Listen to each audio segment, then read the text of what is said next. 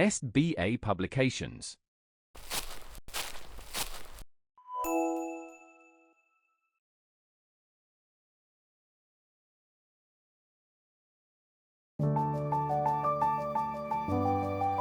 नमस्कार प्यारे बच्चों, कैसे हैं आप सभी लोग। मैं विनीता नौटियाल और आज आप मेरे साथ शुरू करने जा रहे हैं अपना पार्ट 10 जिसमें है मकड़ी से सीख। बच्चों, मकड़ी एक छोटा सा कीड़ा है जो आज हमें हमारी कहानी के द्वारा कुछ सिखाने जा रहा है। क्या सिखाने जा रहा है, आइए देखते हैं। जैसा कि आप सभी जानते होंगे, दुनिया का हर कोना वीरों तथा उनकी गाथाओं से भरा पड़ा है। आपने भी बहुत सी कहानियां सुनी होंगी वीरों की। यूरोप भी इस मामले में पीछे नहीं है। यूरोप एक देश है जो इस मामले में पीछे नहीं है। यहाँ भी एक से बढ़कर एक वीर हुए हैं। उन्हीं वीरों में से एक राजा ब्रूस था। राजा ब्रूस यूरोप का राजा था। वह वीर के साथ साथ काफी साहसी भी था। उसने शत्रुओं को कई बार हराया था, लेकिन पिछले कई युद्धों में उसकी लगातार हार हो रही थी। और जब लगातार हार होती रहती है तो सैनिक भी मर जाते हैं, सैनिकों की संख्या भी कम हो जाती है। इसी कारण उसके सैनिक तक उसका साथ छोड़कर चले गए थे। बच्चों, जब हमें लगातार हारना पड़ता है तो हमारे आसपास के लोग सोचते हैं कि ये तो मूर्ख है, ये तो बेवकूफ़ है, इसका साथ छोड़ दो। इसी तरह से उसके सैनिक भी उसका साथ छोड़ के चले गए थे। साम्राज्य भी उसे अपना छोड़ना पड़ा। अपना जो साम्राज्य था, जो उसकी राजधानी थी, वो भी उसको छोड़नी पड़ी। ब्रूस की समझ नहीं आ रहा था कि वह किस प्रकार घर परिवार, राजपाट और महल दोबारा हासिल करे। लेकिन उसे समझ ही नहीं आ रहा था कि वो करे क्या ऐसा कि दोबारा उसका राजपाट, उसका महल सब उसे वापस मिल जाए। शत्रुओं से छिपते छिपाते वह एक दिन घने जंगल की छोटी सी गुफा में जा बैठा। अब जब वो हार गया, उसके साथ कोई नहीं है, तो सीधी सी बात है कि पड़ोसी देश के राजा उसको मारेंगे। तो वो छुप रहा था। जंगलों में छुपते छुपते वो एक गुफा में पहुंचा। तभी उसका ध्यान दीवार पर चढ़ती एक मकड़ी पर गया। उसने देखा कि मकड़ी कुछ ऊंचाई तक चढ़ी और अचानक फिसल कर गिर गई। जब वो वहां बैठा हुआ था तो उसने एक मकड़ी को देखा जो दीवार पर चढ़ रही थी और फिसल रही थी।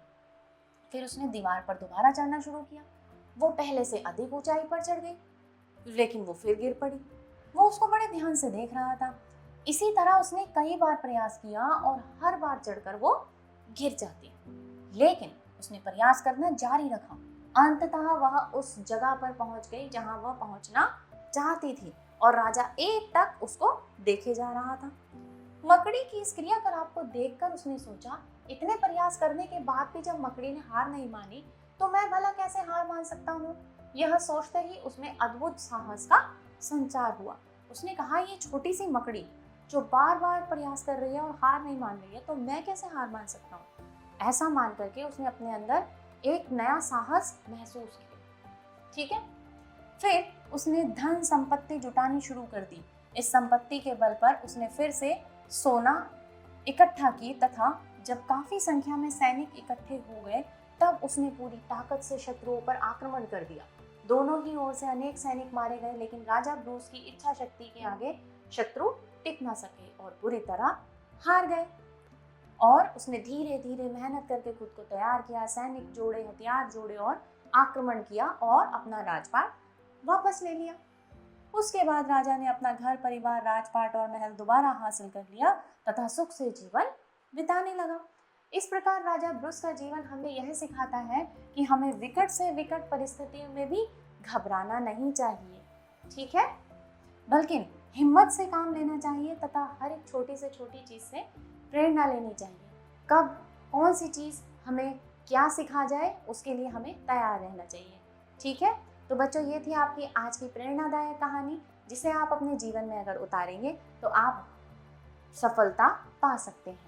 ठीक है, अब हम शुरू करते हैं हमारे शब्दार्थ। वीर, बहादुर, युद्ध, लड़ाई, दोबारा, दूसरी बार, इकट्ठी करना, जमा करना, इच्छा शक्ति, संकल्प पूरा करने की मानसिक शक्ति, विकट से विकट, बहुत मुश्किल, साहसी, हिम्मती, राजपाट, राजगद्दी, साम्राज्य, प्रयास, कोशिश।